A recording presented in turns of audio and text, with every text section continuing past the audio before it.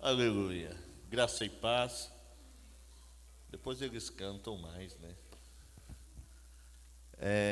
Pegue tua Bíblia, por favor. Segundo livro dos Reis, capítulo de número 4.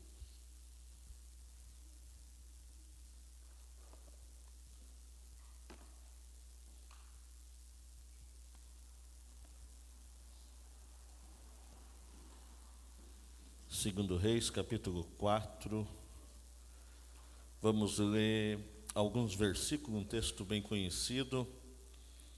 Há uma mensagem profética para a tua vida, para a tua casa nesta noite. Quero que você preste muita atenção. Baseado na honra, a gente não cessa, a gente não para de falar sobre honra, porque a gente entende que é um princípio estabelecido por Deus e que traz vida em abundante. Sem honra não existe vida em abundância. Então, segundo Reis, capítulo 4, vamos ler 7 versículos, do 1 ao 7, é uma história. Diz assim o texto: E uma mulher das mulheres dos filhos dos profetas clamou a Eliseu, dizendo: Meu marido, teu servo, morreu, e tu sabes que o teu servo temia ao Senhor. E veio o credor a levar-me os meus 2 filhos para serem servos ou escravos. E Eliseu lhe disse: Que hei de eu fazer? Declara-me o que é que tu tens em casa. E ela disse: Tua serva não tem nada em casa, senão uma botija de azeite. Então disse ele, o profeta Eliseu: Vai, pede-te vasos emprestado a alguns vizinhos, a todos os teus vizinhos, vasos vazios, tem uma vírgula no texto e diz: não poucos. Então entra, fecha a porta sobre ti, sobre teus filhos, e deita o azeite em todos aqueles vasos, e vai separando o que estiver cheio. Partiu, pois, dele, e fechou a porta sobre si, sobre seus filhos, e os filhos lhes traziam os vasos, e ela os enchia. E sucedeu que cheio foram todos os vasos, e disse a seu filho: Traze-me ainda um vaso. Porém ele lhe disse: Não há mais vaso nenhum. E na Bíblia está escrito: Então o azeite acabou? Não, então o azeite parou. Então veio ela e fez saber ao homem de Deus, e disse ele: Vai, vende o azeite, paga a tua dívida, tu e teus filhos vivei do resto. Amém. Tome teu assento.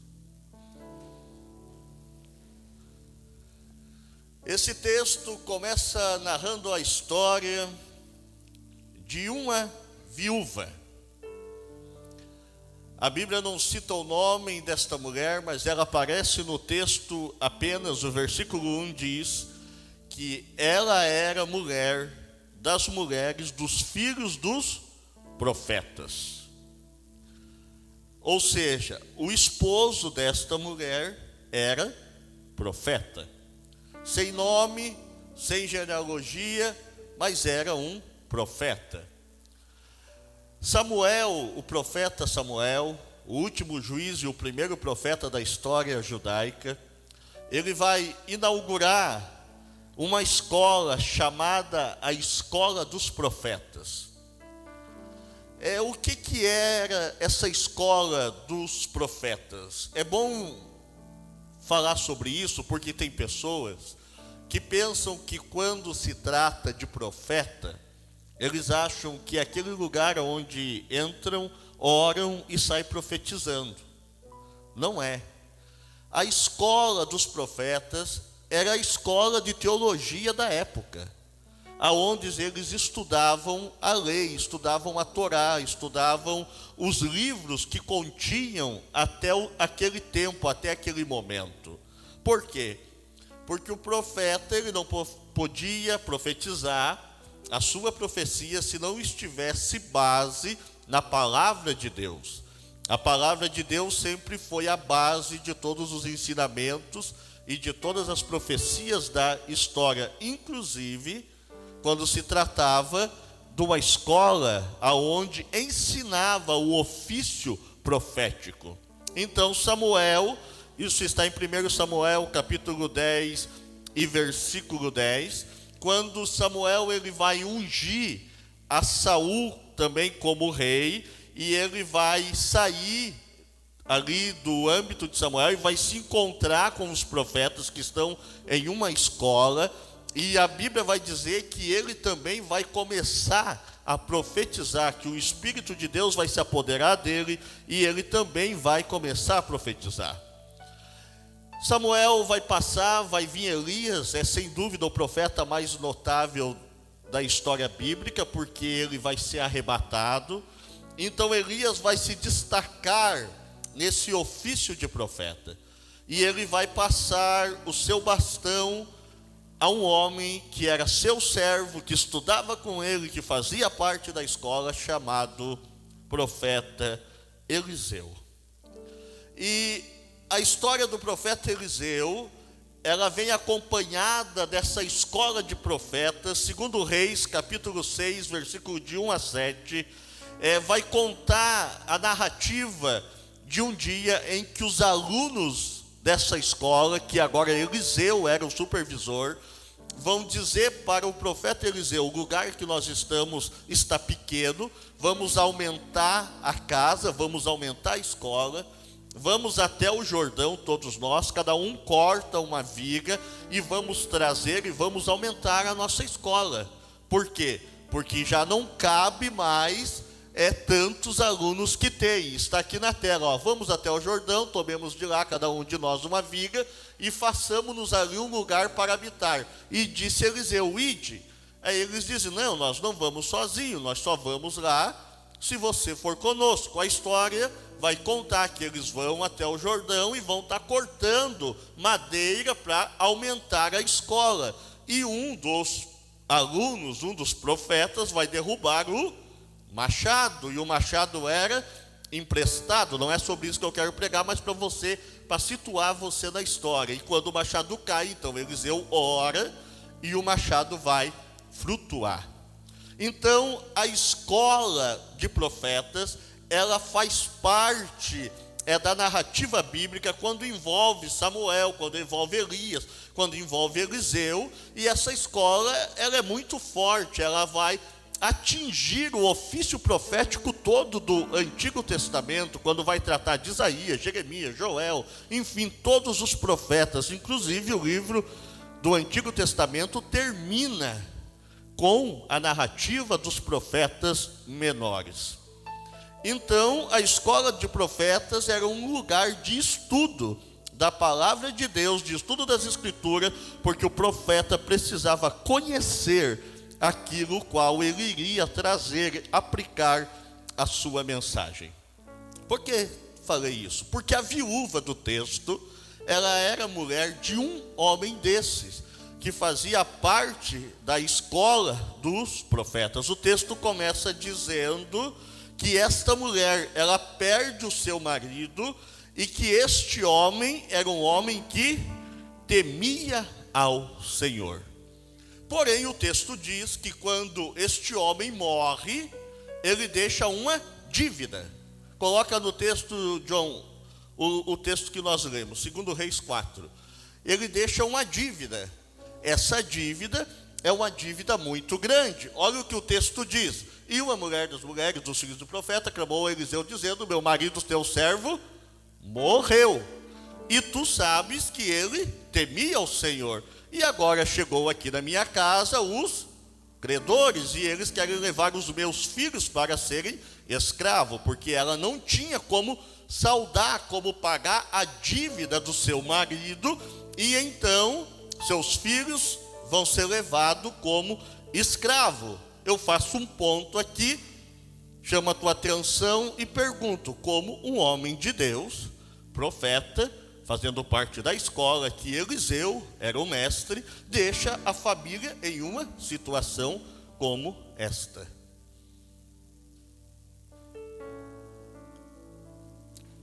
Vamos analisar a história. Flávio Joséfo, um historiador judeu, ele traz a identidade do esposo desta viúva, que o texto não narra. Preste atenção, porque eu estou falando sobre honra, que o texto não narra. Não só Flávio Joséfo, mas também uma literatura judaica chamada Sefar Malefim Bet. É hebraico isso, que significa segundo livro dos reis, escrito por rabinos judaicos. E eles concordam que este homem se chamava Obadias. Quem era Obadias? Vamos lá. O primeiro livro dos reis, no capítulo 18, coloque lá na tela para mim, vai narrar um pouco a respeito da história deste homem. Este homem tinha um trabalho nobre. Ele era mordomo do rei. De qual rei? Acabe. Versículo 3, 18 e 3. E Acabe chamou a Obadias o mordomo. Mas preste atenção que o texto diz: e Obadias temia muito ao Senhor. Agora eu quero pegar esse versículo que diz que Obadias temia muito ao Senhor e ligar ao versículo da viúva lá de 2 Reis 4, quando o texto diz que ela está dizendo para Eliseu: meu marido, teu servo, morreu, e tu sabes que ele temia ao Senhor. Então, o historiador, quando ele diz que Obadias era o esposo desta viúva, ele puxa a partir deste contexto, aonde o esposo da viúva que morreu temia ao Senhor. Então, este homem, por nome Obadias, ele era mordomo do rei Acabe. Quando Joséfo e os rabinos judeus trazem este contexto para a história desta viúva, eles concordam que o homem do versículo 3 do capítulo 18 de 1 Reis era o esposo desta mulher. Por que aconteceu isto com este homem e com esta família? Escutem. Quando Jezabel, a esposa de Acabe, que não era de Deus, que era endemoniada, ela vai atrás dos profetas de Deus para matar, no tempo ainda do profeta Elias. Inclusive Elias vai fugir por um período de tempo desta mulher. A história bíblica vai dizer que Obadias vai pegar 100 profetas destes que estão fugindo de Jezabel e vai esconder. Coloca o versículo 4 do capítulo 18 de 1 Reis. Porque sucedeu que, destruindo Jezabel os profetas do Senhor, Obadias tomou quantos? 100 profetas, de 50 em 50, os escondeu numa caverna e os sustentou com pão e água. Então, Obadias, ele tirou da onde pão e água para sustentar 100 profetas. Preste atenção, eu estou dizendo que Obadias sustentou 100 homens com pão e água por um período de tempo, ok? Então ele precisava pagar o pão e pagar a água, é lógico. Diz os historiadores que Obadias, para conseguir sustentar os 100 profetas de Deus, e a posição que ele ocupava como mordomo de Acabe, faz-nos entender que foi possível ele esconder os profetas, porque ele conhecia o caminho e onde Acabe e Jezabel principalmente estavam procurando para matar. Então ele salva esses 100 homens e ele leva comida todos os dias para eles. Então ele precisou pegar um dinheiro emprestado. E o historiador diz que ele vai até um homem que se chamava Jorão. Essa história que eu estou contando para vocês, ela não está escrito na Bíblia, mas porém está nos manuscritos bíblicos da época, ok? A Bíblia não relata o nome do marido da viúva. Porém, ele vai até o filho de Acabe, que era Jorão, que era agiota, e ele pede dinheiro emprestado. Então, Jorão vai emprestar dinheiro para Obadias, o qual ele vai usar para sustentar os profetas que ele tinha escondido. Que ele tinha escondido numa caverna, e estava sustentando eles até passar então esse período, porque a fase em que eles estavam vivendo era de fome. Elias tinha profetizado que 3 anos e meio não ia chover, a não ser quando ele dissesse. Então a terra estava seca, não dava nada. Então este homem usou os recursos e cuidou dos profetas de Deus. Agora eu volto lá para o texto.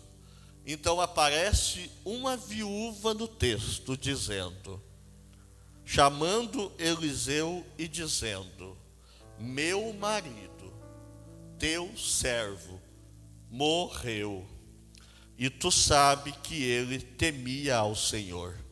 Então a dívida não ficou por outras coisas que você possa imaginar, por irresponsabilidade, mas a dívida ficou porque ele tinha emprestado para poder sustentar os profetas do Senhor. Só que acontece uma tragédia. Ele morreu. E quem veio buscar os filhos foi o Jorão. Por quê? Porque queria levar os filhos para se tornarem escravos. Ele veio com a dívida e disse: teu marido devia, e eu vou levar os teus filhos para serem meus servos, e eles vão trabalhar para mim até quando chegar o tempo da dívida ser paga. Então, o texto começa com algumas palavras que eu quero destacar. Coloca lá, 2 Reis, está ali. Meu marido, teu servo, morreu. Palavra morte, palavra dívida e palavra escravo. Assim começa a história desta mulher. E quando ela chega para Eliseu e diz: meu marido morreu, trabalhava com você, estudava na tua escola, me deixou endividada, não tenho como pagar a dívida, veio o agiota e quer levar os meus filhos. Eliseu olha para a mulher e diz: o que é que você tem em casa? Ela responde: tua serva não tem nada em casa, vírgula, senão uma botija de azeite. O azeite, ele é símbolo do Espírito Santo. O azeite é símbolo da graça de Deus. Como o marido daquela mulher era temente a Deus, tinha salvado, tinha honrado os profetas, então esta mulher vai viver o resultado da honra na sua casa.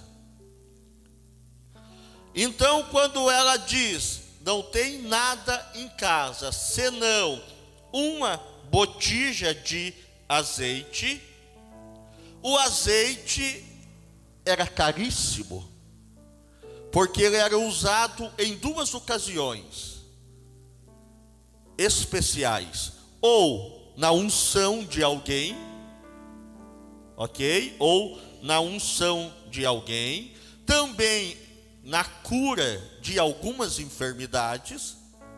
Então ele, além de ser caro, ele também era remédio, ele era usado na unção, era usado no culto a Deus. Então ele tinha um valor agregado muito caro. Então ele era limitado às famílias. O azeite, ele não era usado da maneira que você imagina, com abundância. Não, quando você vai estudar a história, você vai ver que quando Samuel é chamado, a Bíblia vai dizer, antes que a luz de Deus se apagasse no templo, ou seja, as lamparinas do templo ficavam acesas à noite, durante o dia ela era apagada, porque o consumo do azeite era alto, então tinha que economizar azeite. Então, ter azeite naquele tempo era a mesma coisa que nos dias de hoje você ter algo de muito valor, como ouro, por exemplo, alguma coisa que tenha valor agregado.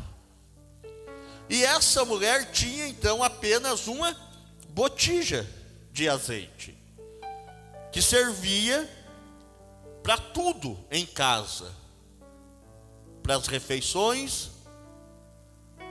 que era usado um pouco, servia como remédio e tinha que servir para fornecer também a luz de dentro de casa. E o profeta chama essa mulher e diz, ok, se tu tem uma botija de azeite, você faz uma coisa, vai em todos os teus vizinhos e pede vasilhas vazias emprestada.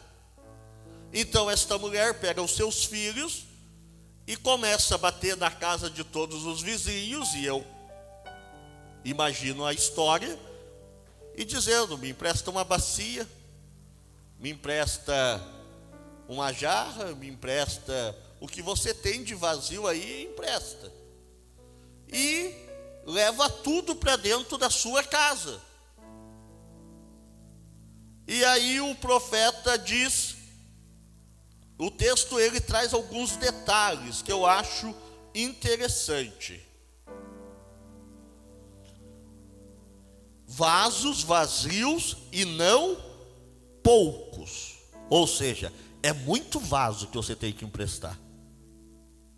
Então imagine você, Márcio e Silvia, indo na casa de todos os teus vizinhos, todos os que você conhece, e emprestando tudo que eles têm de vasilha lá vazia e levando para a tua casa. Se é na minha casa, eu imagino que ia encher garagem, ia encher quarto, ia encher tudo de vasilha. Só que esta mulher, para conseguir todos esses vasos, que o vaso não era de plástico, irmão, como você está pensando aí na tua cabeça, que hoje você pensa numa vasilha, você pensa lá numa panela, numa bacia de... Não, do que era o vaso?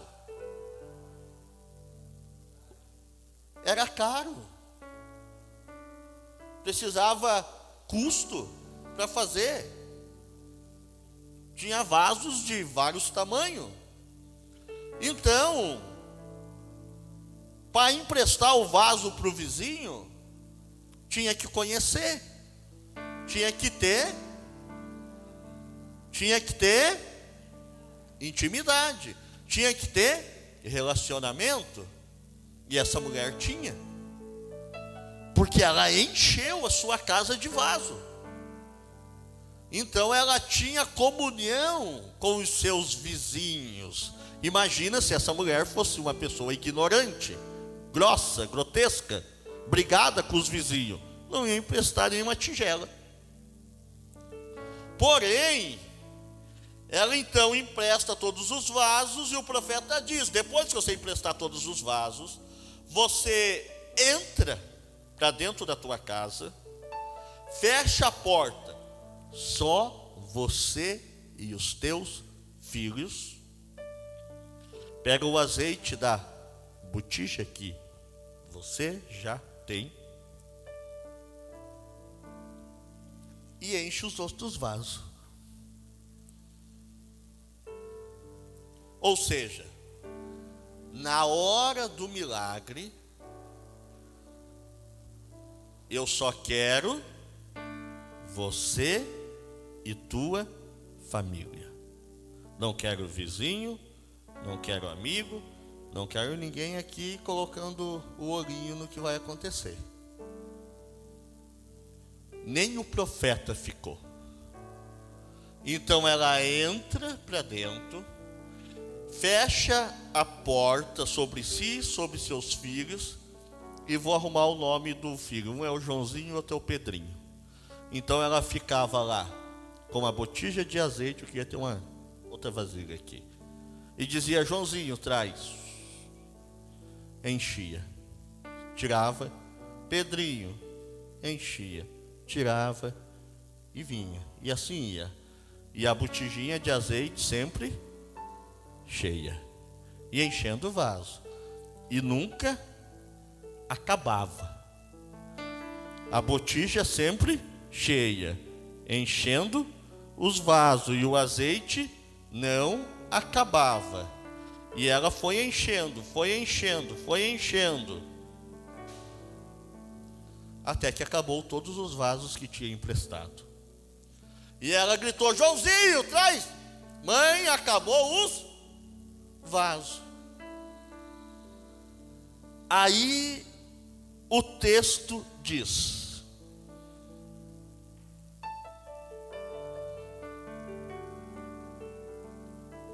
traze-me ainda um vaso. Porém ele disse: não há mais vaso. Então o azeite parou. Entendeu a história, bem?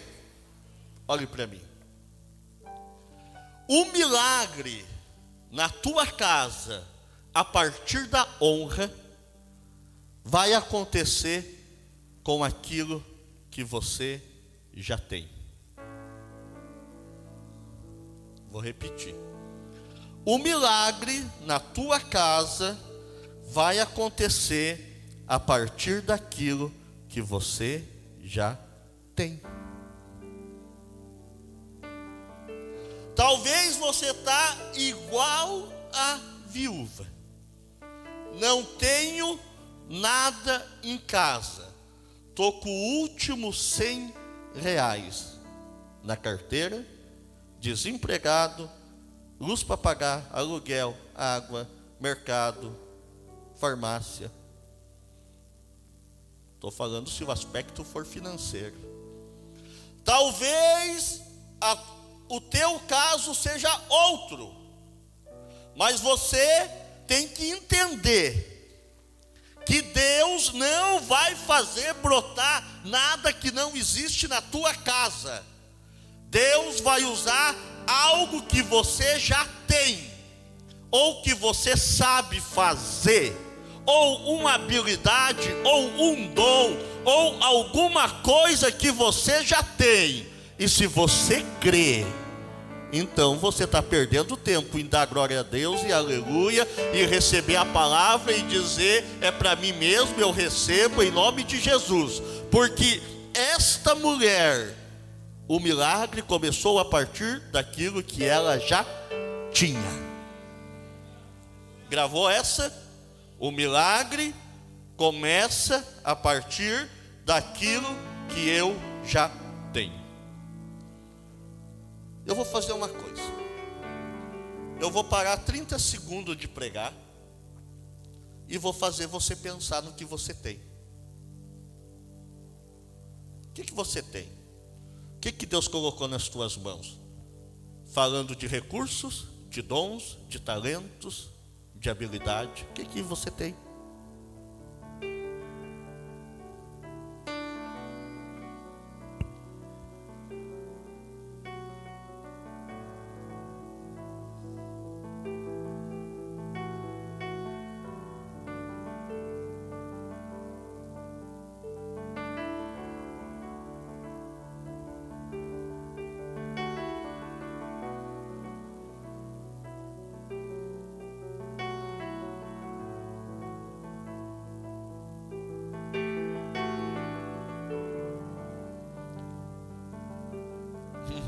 O que você tem em casa? Amém? Quando o profeta pergunta para ela o que ela tem em casa, o que ela tem não resolvia o problema, porque ela diz apenas uma botija de azeite. Ou seja, ela está dizendo: não resolve nada, não paga dívida, não adianta vender, e eu morro de fome, fico sem luz, fico sem nada, então não resolve. Escute uma coisa, tem coisas que Deus nos dá, e agora eu estou falando de entendimento, estou falando de inteligência. E eu acredito tanto em Deus e no poder que Deus tem, que Deus pode dar para você uma ideia que Ele não deu para ninguém. E essa ideia mudar a tua história e a história de tudo que está ao teu redor. Mas você tem que entender o poder da honra.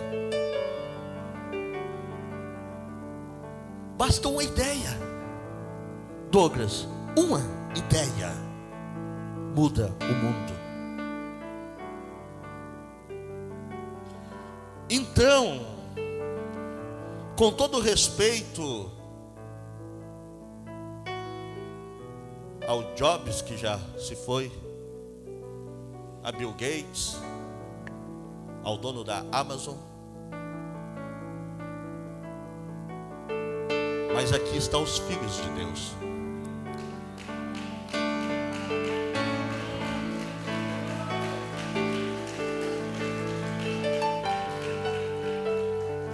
Aqui está a mente de Cristo.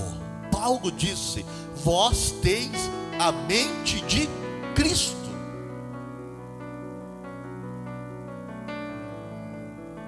Então, basta uma ideia de algo que Deus pode fazer e que nem você imagina.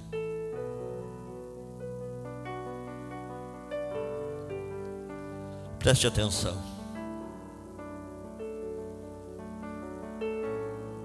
Tudo que Deus dá envolve outros. O que adiantava esta mulher ter a botija de azeite, ter a bênção do profeta dizendo que ia encher as vasilhas, se ela não tivesse vizinho, se ela não tivesse relacionamento, se ela não tivesse como compartilhar? Você queira ou não queira, o milagre dela estava na vasilha do vizinho. Preste atenção.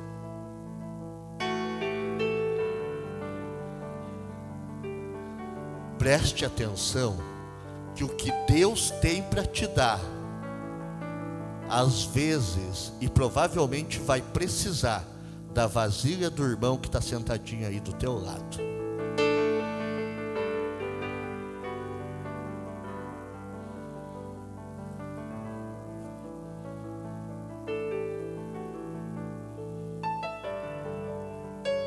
Quem sabe algum vizinho começou a perceber o tumulto, né? E vaso, e vaso, e vaso, e panela, e vaso, e vaso. O que está acontecendo na casa da dona Joana? Que não para mais de chegar vaso.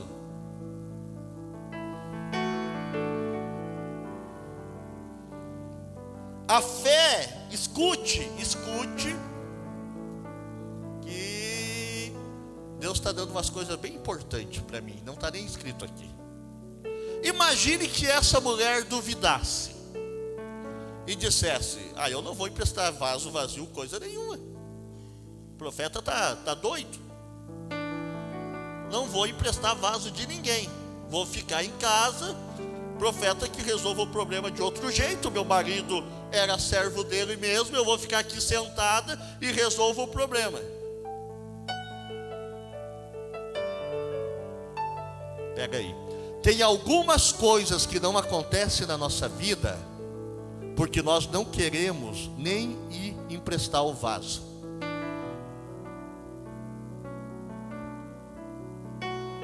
Tem algumas coisas que não acontecem de Deus na nossa vida, que Deus tem para nos dar, porque nós não queremos nem bater na porta do outro e dizer: eu preciso de você, preciso do teu vaso, pelo amor de Deus, me ajude, eu preciso que tu me ajude.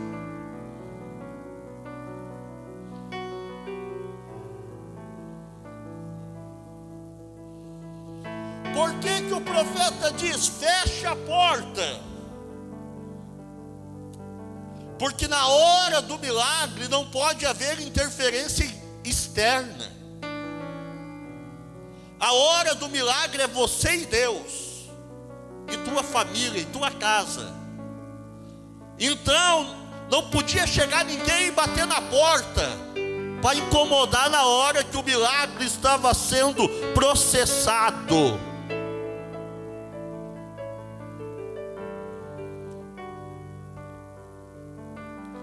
Às vezes, quem sabe seja esse o teu caso, você perde um monte de coisa que Deus te dá ou tem para te dar, porque você conta para todo mundo. Por que você quer a vasilha? Não sei, a mãe mandou eu vim buscar. Mas por quê? Vai arrumar o quê? Água? As perguntas sempre vão vir. Por que você está fazendo isso? O que você vai fazer? O que você vai inventar com isso?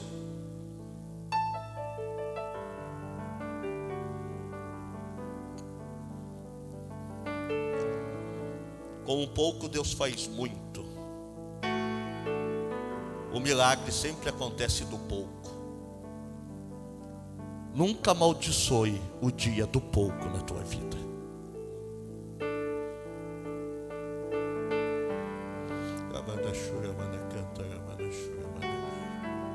Nunca despreze o dia do pouco na tua história,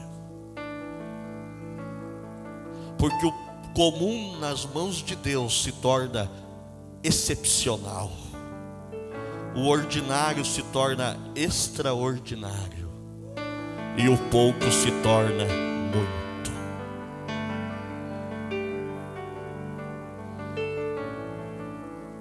Vamos para o texto.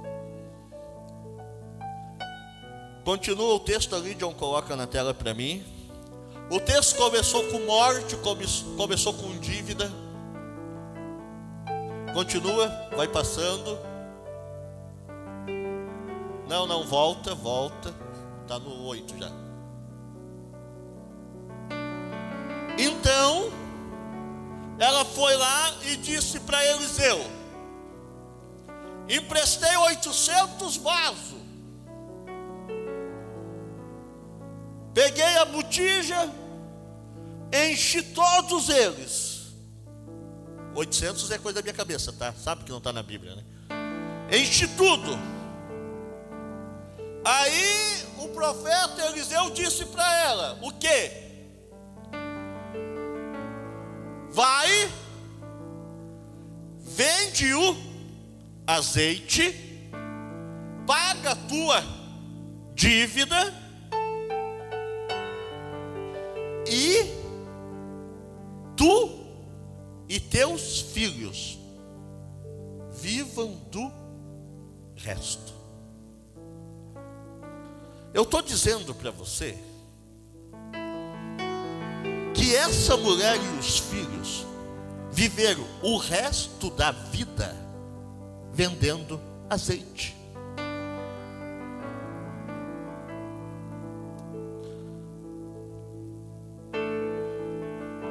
Uma ideia,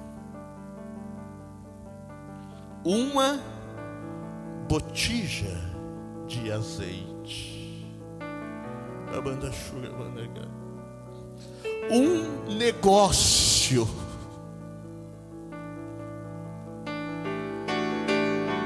uma oração,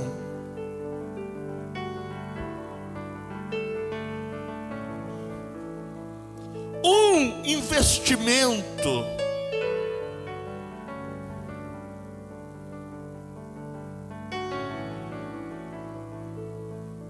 um dom, um talento, vai fazer você e teus filhos viver do resto.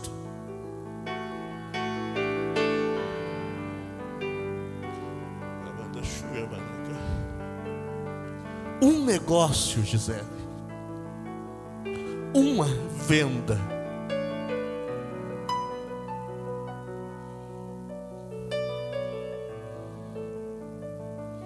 a viúva pobre que ia perder os filhos, colocou uma placa na casa dela: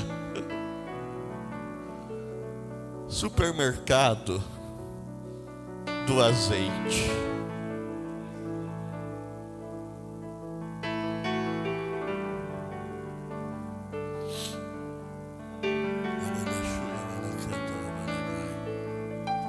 O texto não diz, mas eu me empolgo, então eu penso, às vezes penso demais. Mas eu imagino ela voltando em cada casa. Quanto era o preço daquele vaso que você me emprestou? Quero te comprar ele. Ah, era tanto. Como você quer receber? Em dinheiro ou em azeite?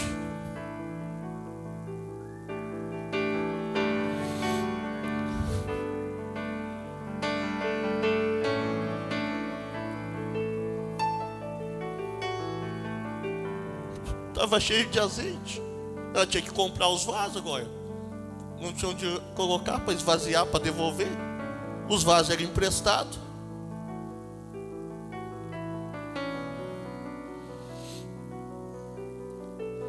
E esse texto, então, que começou com morte, termina com vida. Vivei do resto.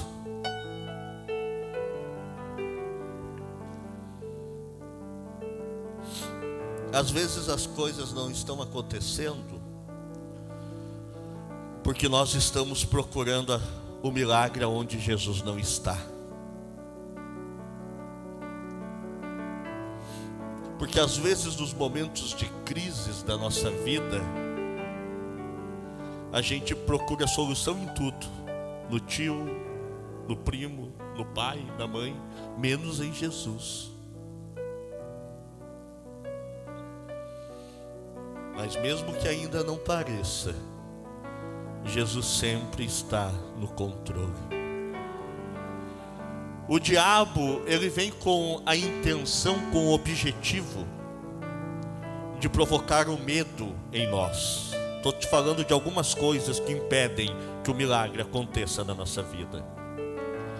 E o medo faz com que tudo fique apavorante e te tira a sensibilidade e o entendimento de raciocinar na hora que a crise chega. E digo eu para vocês por experiência própria, Se na hora da crise você agitar o teu coração e não confiar em Deus, você faz os piores negócios da tua vida. Você vende o que vale muito por muito pouco. Você entrega o que você tem porque quer se livrar daquele problema. E você perde com isso, porque você não colocou em Deus. E o medo causa insegurança. Insegurança é aquela coisa: será que isso vai dar certo? Será que isso vai acontecer? E te deixa ansioso. E quando a gente fica ansioso, a gente raciocina de forma errada, porque a gente raciocina pensando no problema e não na solução. O medo faz você viver coisas que você não queria viver. Vou te dar um exemplo. Pedro, quando foi questionado pela menina que estava no pátio se ele andava com Jesus, ele teve medo e disse que não conhecia Jesus. Fez ele negar. Elias teve medo um dia e fugiu para uma caverna. Deus grita para ele: o que está fazendo aí, Elias? Ele: eu estou aqui porque Jezabel quer me matar. Tinha matado 850 profetas. Tinha descido fogo do céu pelo amor de Deus, escondido dentro de uma caverna, por causa de uma mulher.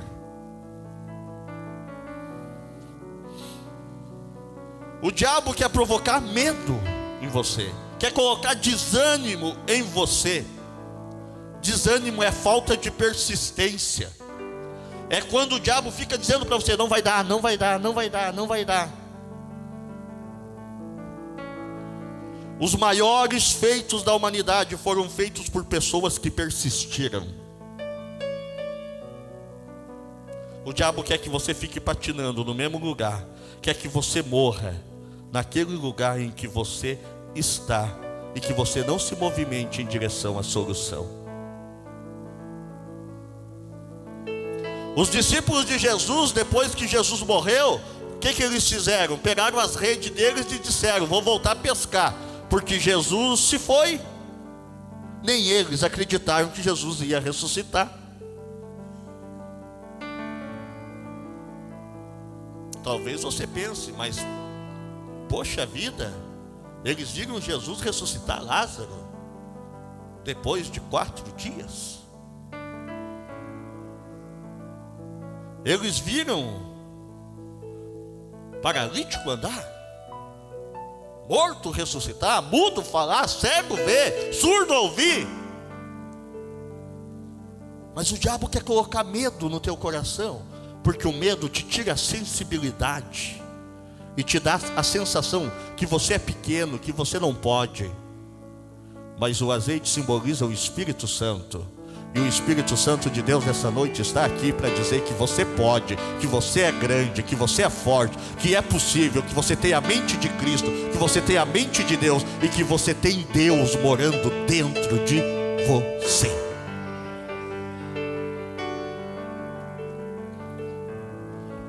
O diabo, ele é perito em fazer uma coisa, eu vou te falar e você vai entender.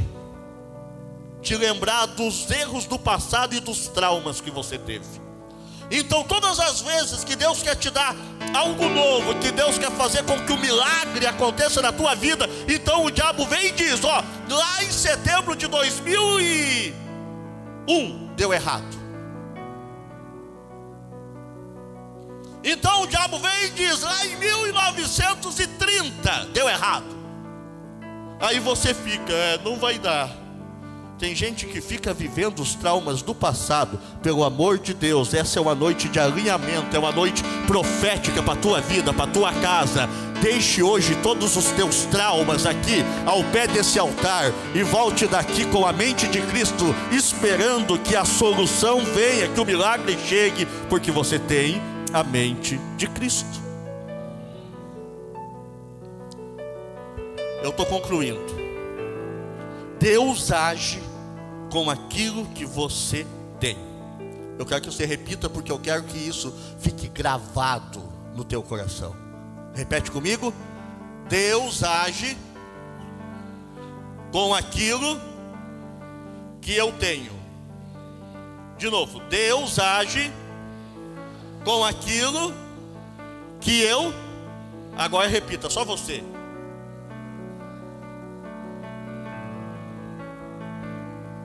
Moisés tinha uma vara, Sansão um pedaço da queixada de um jumento, Elias uma capa, a viúva uma botija de azeite. E você, o que você tem?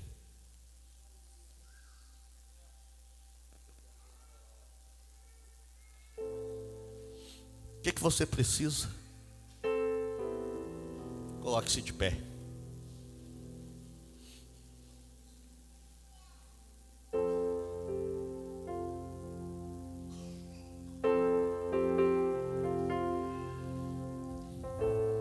Amanda Shura Mana canta, Amanda Shura Mana gai. O que o pastor Adalto profetiza sempre aqui, eu profetizo novamente debaixo desta palavra. Aqui estão os empresários maiores da cidade de São Ludgero. Aqui estão os doutores. Aqui estão os profissionais mais prósperos deste lugar. Ramanda Shuramanda canta, Ramanda Shuramanda canta, Ramanda canta. Aqui estão, em nome de Jesus, as conquistas, os casamentos prósperos, os filhos enviados como geração. Aqui estão aqueles que vão sustentar nações, sustentar povos, sustentar multidões. Talvez você diga, mas eu só tenho uma botija de azeite. É só isso que eu tenho, não importa o que você tem. Não sei o que você tem, mas Deus sabe. O Espírito Santo sabe o que você tem. Não sei qual é a tua situação, não sei qual é o teu sonho, não sei quais são os teus objetivos, mas de uma coisa eu sei. Eu conheço um Deus que está nesta palavra e que tem poder e que gosta de tornar o impossível impossibilidade. Eu conheço um Deus que eu prego esta noite. Não estou pregando a minha palavra, não estou contando a minha história, estou contando a história de um Deus que tem poder para fazer o impossível se tornar possível na tua vida, em nome de Jesus, para fazer aparecer vaso na tua casa, para fazer você derramar azeite. Eu creio num Deus que tem poder para te dar uma ideia, e essa ideia vai mudar a história da tua vida, a história da tua casa, a história do mundo. Você precisa dizer para Deus: Deus,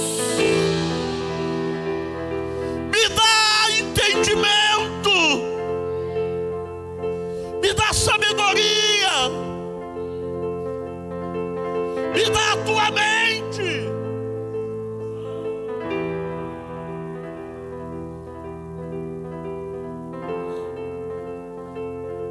Deus só vai te dar quando você entender que o que Ele te der é por causa do outro e não por causa de você.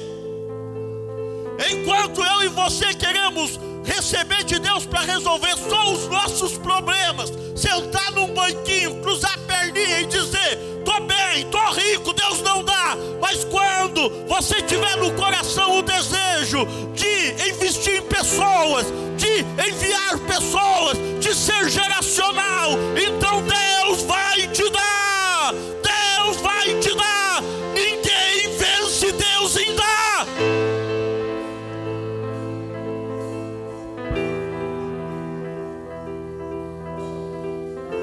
Eu profetizo nesta noite a falência de toda a miséria na tua casa. Em nome de Jesus, a Bíblia diz: vocês estarão por cabeça e não por cauda. Vocês emprestarão e não pedirão emprestado. Em nome de Jesus, Em nome de Jesus, não vamos viver o evangelho pela metade. Deus é poderoso para fazer muito mais além do que aquilo que pedimos ou pensamos.